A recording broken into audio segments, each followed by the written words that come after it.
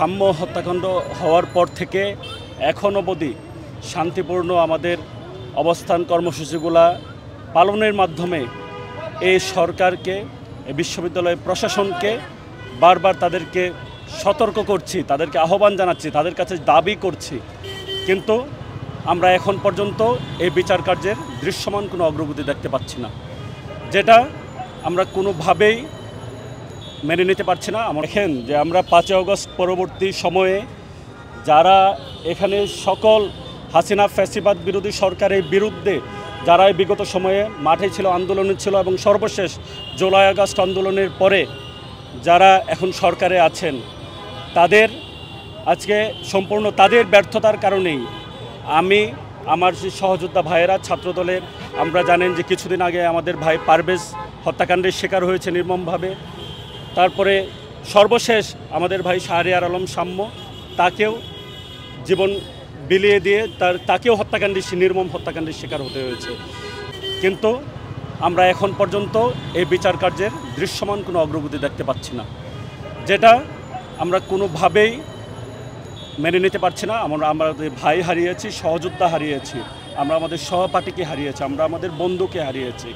আমাদের সেই যে মর্মবেদনা, আমাদের যে ক্রোধ, আমরা আহ্বান করব প্রশাসনকে, আপনারা এটা অনুভব করুন, অনুভব করে দ্রুততম সময়ের মধ্যে হত্যাকারীদেরকে চিহ্নিত করে শাস্তির আওতায় নিয়ে আসুন।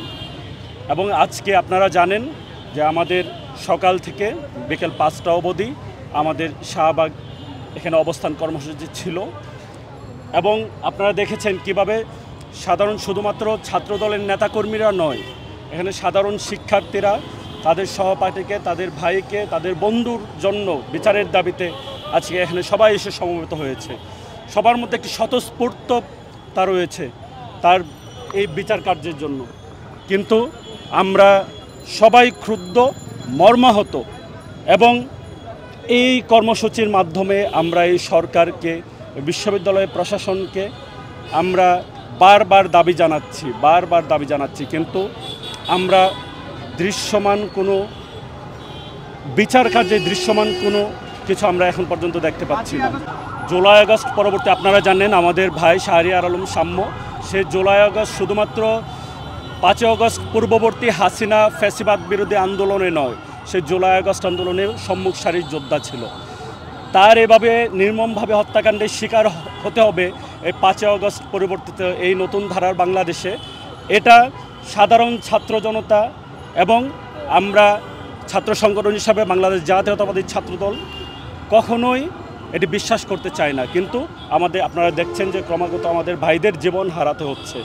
তো আমরা এতদিন শান্তিপূর্ণভাবে তাদেরকে আহ্বান জানিয়েছি, তাদেরকে অনুরোধ করেছি, বিশ্ববিদ্যালয় প্রশাসন বা সরকারের ওইভাবে তারা এই বিষয়টাতে কোনো কর্ণপাত করছে না।